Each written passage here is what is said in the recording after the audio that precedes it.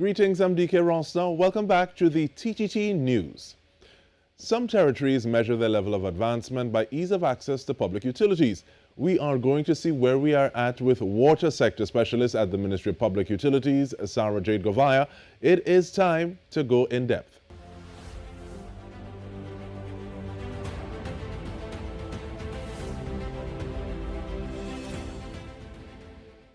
Welcome, Sara Jade. Thank you so much for joining us. How are you? I'm doing well. Thank you for having me. Our pleasure. Now, when we say water, there are so many issues at hand, and we will try to get into them. But we want to start from the ground up in terms of the process. So can you itemize the process of how water gets to our taps in a drinkable state? Sure. I think one of the first things we have to start with, Dike, is the catchment and understanding the entire value chain of water supply. And it starts at the catchment. And when we say the catchment in the water sector, we are referring to the entire land space from which water flows. And water moves from there and either enters rivers or it can go underground into aquifers. And from there, our water utility harnesses that water, whether it's via groundwater through a groundwater well, or whether it's through an intake from a surface water source. In a lot of cases, the utility also harnesses water by damming a river. And we have a couple of reservoirs or impounding dams in the country. The utility then takes that water and treats the water because the water in its natural state not always is potable enough for consumption. After that, they send this expensively treated water through an extensive network of pipes that goes, in most cases in Trinidad and Tobago, that traverses the country underground. And then that water ends up in your taps for lots of people who do get that water supply. Now, I like the fact that you lay it out like this because it makes me think that even though when there's an issue about the amount of water in the tap or the quality of the water in the tap, the only name or the only person that we hear is the utility, is WASA. But WASA is not the only player in the link that gets water to us. So what are some other players, stakeholders, some factors in the ecosystem? Yeah, and I think that's a good point because we have to understand that WASA is a key stakeholder in this water sector ecosystem. But because we are talking about the entire catchment or what we refer to as the watershed, there are a lot of other players that impact on this raw material that WASA uses and then treats to bring to us in our taps. And some of these players are land use regulators. So we have, of course, the Town and Country Planning Division. We have also the regulators of quarries, the Ministry of Energy.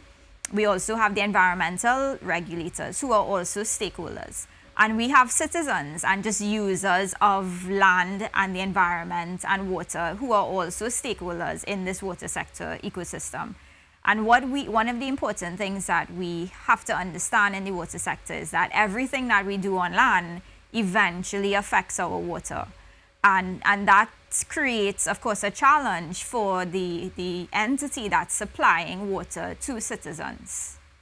So when we hear messages about water and listening to what it is you've said, how do we contextualize these messages and say, okay, well, this is what they're saying and this is what I need to do because of that, and having personal responsibility, as it were? Yeah, I think that the reality is that while WASA is the stakeholder with responsibility, with national responsibility for providing water and wastewater management services to the population, the reality is that they are working with a raw material in their supply chain that can be impacted by many things. Things that are in their control in some cases, but things that are outside of their control. So I think what we have to recognize is that there are exogenous threats that are impacting on WASA's ability to provide this water to people. And I think we have to recognize what those threats are and how we as individuals can play a part in it. One of the messages that we always push forward in the water sector is, apart from the fact that WASA is producing more water than we need, and for some reason we have this conundrum that persons are still not able to get a continuous supply of water. And on the flip side, when we do use water in our households, we are registering more than double the WHO's recommendation for potable consumption in our households. So there's this of course this challenge, this dilemma of us using more than we need, both on the water utility side as well as the consumer side. Now, I want to get to the consumption of water, but just before that, though, I like the fact that you spoke about challenges, and many times you would hear more about WASA, but you don't necessarily hear about the person who has dumped waste or earth or some material into one of our waterways, or someone who would have tampered with pumping stations. Sometimes you hear these things, but what are some of those main or major challenges that the water sector faces? Yeah. What the science tells us, Dike, is that we do have enough water from a rainfall perspective in the country. And that the amount of water that we do have in terms of water as a resource is measured as we are not a water scarce country. Our challenge, of course, is how we manage that water. And as I mentioned before, the management, the WASA or the utilities are key stakeholder in that management. But there are other regulators that have stake or responsibility in managing that water. And some of the key challenges include us not being able to, even while we have this paradox of having enough water, for some reason, persons are still not getting that water in their taps. And one of the major challenges is just our geography. So a lot of that water is concentrated on the northeastern side of both the islands of Trinidad and Tobago. But the populations, of course, are concentrated on the western side. So it's about harnessing that water where it is and sending it across country to other parts of the region. One of the other challenges that we have, of course, is the impact of climate change. And as is, in terms of our current situation, we are not storing enough water to mitigate some of the impacts of climate change. You mentioned the issue of pollution. We do have wastewater is a major challenge for us in this country that, of course, impacts the water sector. And that wastewater can stem from domestic wastewater to industrial wastewater. And that's where the whole issue of regulation comes in. Sometimes our rivers are not rivers. They're conduits to transport garbage, I guess, throughout the country. And those are some of the things that really impact on our ability to have a continuous supply of water in the country.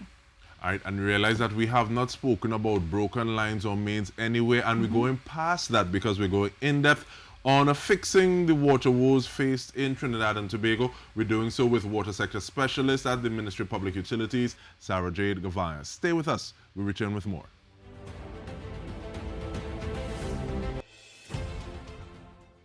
Welcome back to In Depth with me, Dike Rostant. We are joined by Sara Jade Govia, water sector specialist. And just before we took the break, Sara Jade, you were talking about, or you mentioned WHO recommendations for water consumptions. I want to know, can you give us an idea of what those recommendations are, and have they changed a little bit during the pandemic? Well, the recommendation right now in terms of, and this is from a purely sanitation and hygiene perspective of consumption, is around 44 gallons per person per day. From metered consumption in the country, we have recognized that persons may be using up to 83 gallons, so that's double and sometimes more than that recommendation. Internationally, what the trends have shown is that persons are using 3 times more water in the pandemic than they would normally. So, of course, that 44 gallons still remains, but the reality is that we have a pandemic that requires us to increase our hygiene, and that requirement is taking our consumption up to 3 gallons, three times more than expected. And is it a matter of looking and seeing, okay, who's using the water and having them pay, making sure they pay? The last budget reading, there were talks about price increases. How does that factor into the the idea or the narrative of the consumption of water, where we are and where we should be? Yeah. In Trinidad and Tobago, we have somewhat of an archaic structure of pricing. So pricing in the water sector is not based on how much you use. For most of us, we pay just based on property value. The regulator for the water sector, the economic regulator, is the Regulated Industries Commission, and they have an independent authority to look at the utility, look at the performance of the utility, and make a determination of what should be a fair and equitable tariff for different sectors and different users of water. And that process is ongoing between WASA and between the Regulated Industries Commission. And one of the things that we see internationally that countries have been doing is sort of having a situation where they're providing both incentives to conserve water, and that incentives can be economic or they can be behavioral, and also they're understanding that persons require water, and different sectors, for example the health sector, require water that has to come at a reasonable rate for the users of the water. But how do you balance the possible or potential change in pricing scheme or structure with customer satisfaction? Yeah. If we already have customers who are saying, well, I don't think we're getting as much as we should or the way that we want to get it from the utility. Yeah. And that's an important point, because it introduces the concept of measuring what you consume and measuring what customers use, which we do not have.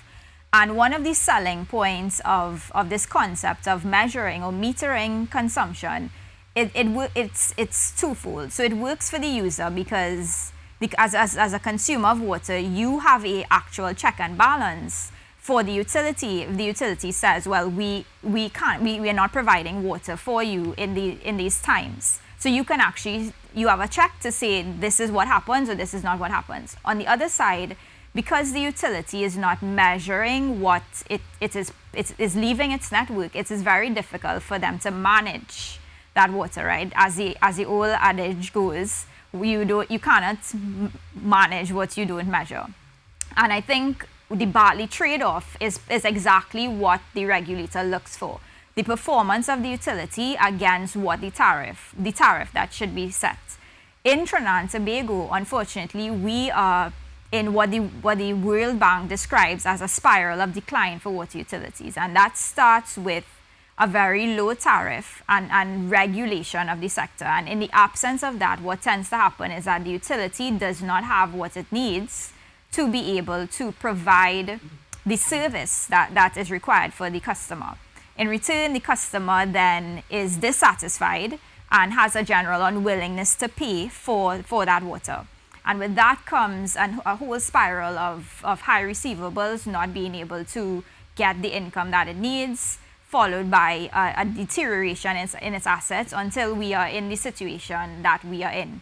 So it really is a sort of catch-22 that requires both the utility to bring on board the stakeholders, and that stakeholder is the public, its customers, to understand that it needs to work hand in hand to increase performance, and that increase in performance must come with a commitment to be able to recover for the investment that is required for that increase in performance. And I'm glad you speak about this level of engagement and saying, okay, well, we're going to hold hands to work on this together, because I don't think that we are at a point currently where we can say, okay, well, we're going to address the situation on this end and work towards the other end. But what is being done to address the low tariff and regulation, customer payment and satisfaction, and in a holistic kind of manner? Yeah. The tariff setting process is done independent from the ministry, and WASA and the regulator, WASA has to submit a business case to its regulator to say that this is what is required, this is where we are, this is the investment that's needed, and then this is the revenue that we require to make that investment in order to meet this particular commitment that we have for service. And a key part of that is not just setting tariff, but also meeting what the regulator sets as its quality of service standards. And that quality of service standards specifies what is the minimum standard that the utility should be striving for to meet for every customer's need. So that may include the amount of water that it gives to the customer, the pressure. And with that business case that is presented, the regulator then takes a holistic view of the sector. It also consults with the public. It doesn't do this behind closed doors. And then it sets up its tariff based on that middle ground between the consumer and the utility. And from there, after the tariff setting process, alongside to that, what we have been doing at the Ministry of Public Utilities alongside WASA is several community-based initiatives to improve water supply. And apart from water supply improvements, we are also looking at the issue of wastewater management. And one of the, I guess, success stories for Trinidad and Tobago is in terms of where we are with our regional counterparts is we are actually advanced when it comes to managing wastewater. So we've gotten a large investment in the last 10 years in the wastewater sector. And that has resulted in us expanding and upgrading 2 of our major wastewater treatment plants in the country, in the south, in San Fernando, as well as in the east, Malabar. And that has really, beside the investment in terms of being able to provide a better service to the population, there's also a great amount of environmental wins for us by the implementation of this type of infrastructure across the country. And I like the fact that you speak about the community water improvement programs as well, because sometimes, and you speak of adages, while the grass is growing, the horse is starving. Mm-hmm. So it's good to be working towards a long-term or long-range solution, forecasting towards it. But before that, short and medium term, what are some of those solutions to, or ways to mitigate some of the challenges, some of the problems that you see in facing the sector right now? One of the things that I may have mentioned earlier is that the water utility has very limited measurements across its network. And you can imagine the insurmountable challenges that this poses to be able to manage and account for water that's just flowing through its network. And not just flows, but also pressure. And I know that a lot of customers complain about not getting enough pressure in their pipe. And in the short term, one of our plans is to install metering devices along WASA's network so that it can verify on a real-time basis how much water is flowing from different parts of its network.